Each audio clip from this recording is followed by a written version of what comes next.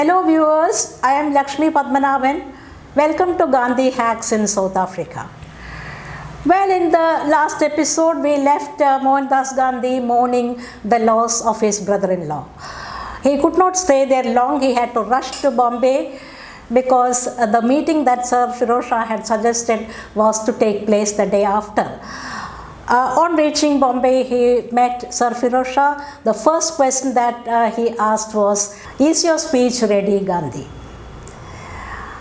Gandhi was not prepared with a speech. He was planning to give an impromptu speech, but Sir Firoz said that won't do at all. Here the reporters are mischievous fellows. They can twist whatever you say and create misunderstanding.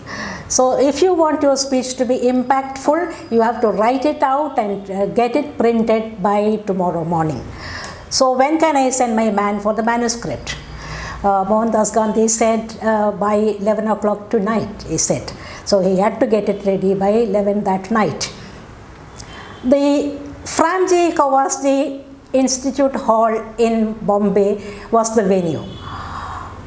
The hall was filled to capacity, as it was always the case when Sir Firoz Shah called for a meeting. Now, Mohandas Gandhi's voice was not that powerful. It was not loud enough to be heard by everybody assembled there. And so, it was read out. The speech was read out by the booming baritone-voiced W.E. Vacha, Parsi politician and one of the founding members of the Indian National Congress. The speech highlighted the difference in the status of the Indians in India and that of the South African Indian. The Indians enjoyed several privileges which were denied to the South African Indian. The representative bodies in India were opening their doors to Indians, whereas they were being closed to the South Africans. Here they could dream of becoming councillors and judges. There the Indians were being herded with the black people there. See, with the Kafirs, the hunters, the naked people, native race of South Africa, whose only ambition in life was to acquire enough cattle to get them a wife.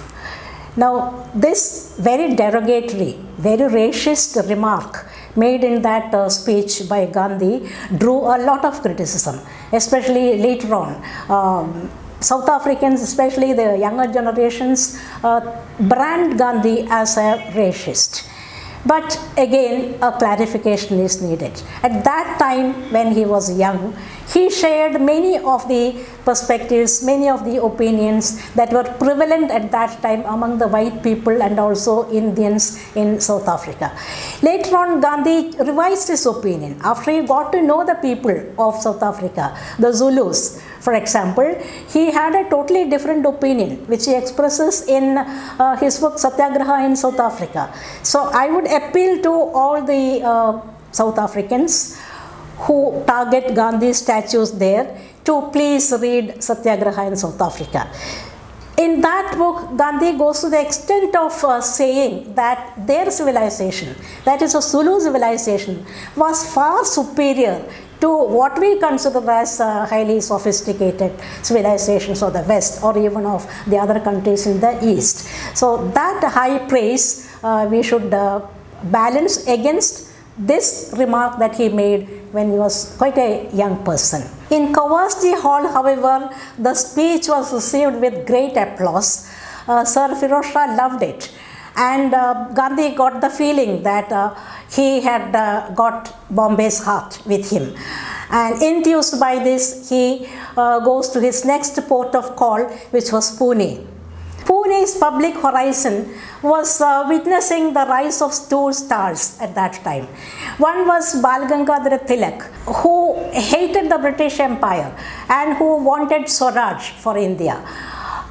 And there was the more moderate Gopal Krishna Gokhale, who was more for social reforms than any political emancipation. Tilak welcomed Gandhi's idea of bringing the two camps together and he suggested the name of Dr. Bhandarkar, who did not belong to either camp. He suggested his name to be the person presiding over a meeting that they were going to call.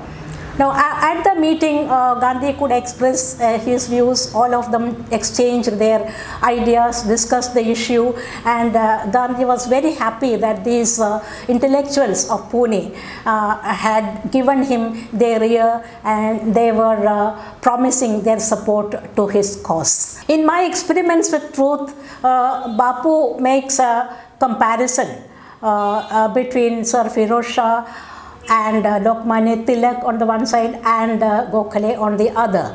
Sir Firoz Shah was the Himalayas, and Bal Gangadhar Tilak was an ocean, and Gopalakrishna Gokhale was the Ganga. The Himalayas too high for you to reach, to touch the heights of, and an ocean you are afraid to jump into. But here was the Ganga, who was eager to take you into her bosom, promising a sweet bath in her waters. This metaphoric expression makes me think that had Bapu not been a political agitator and a public personality, he would have been a poet. Throughout his book, his writings, you find such poetic metaphors erupting now and then. Gandhi met Gokhale for the first time at Fergusson College. He was shown round the campus by this great person, and from then on, Gandhi began to look upon Gokhale as his political mentor. Happy with the impact his presentation had in Pune, he went to the next place, next city, and that was Madras. And there an ocean of love was waiting for him, because the story of Balasundaram had reached them, and they wanted to see the savior who had protected one of their own brothers. So they wanted to see him, and they listened to every word of his long speech, which was given at Pachaipa's Hall in Madras. 10,000 copies of the green pamphlet were sold like hotcakes in Madras.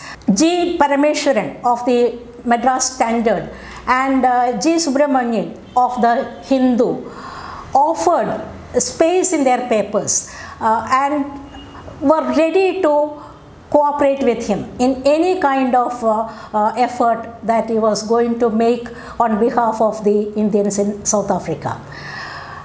Now, energized by the response in all these three cities, Bombay, Pune and Madras, Gandhi went to Calcutta, the capital of British India. But there the response was a dampener. He met Sir Surendranath Banerjee there. He directed him to the British Indian Association. The British Indian Association also was lukewarm in its response. The language newspapers, the iconic Amar Bazar Patrika and the Bangabasi cold-shouldered Gandhi. The editors refused to meet him. But as a compensation, there were the Anglo-Indian editors, Mr. Saunders especially. Mr. Saunders behaved like a soulmate to Gandhi and placed his paper at Gandhi's disposal. You can write whatever you want on this paper. And at the instance of Saunders, a meeting was about to be organized. But that was not to be. All those plans were nipped in the bud by a call from South Africa, by the NIC. Parliament opens January, return immediately. So Mohandas Gandhi's sojourn in India was interrupted. He had to pack up. Of course, he was taking his wife and children also with him. Preparations for the return to the Karma Bhumi had to be made. To understand the urgency of the return, watch the next episode. Thank you.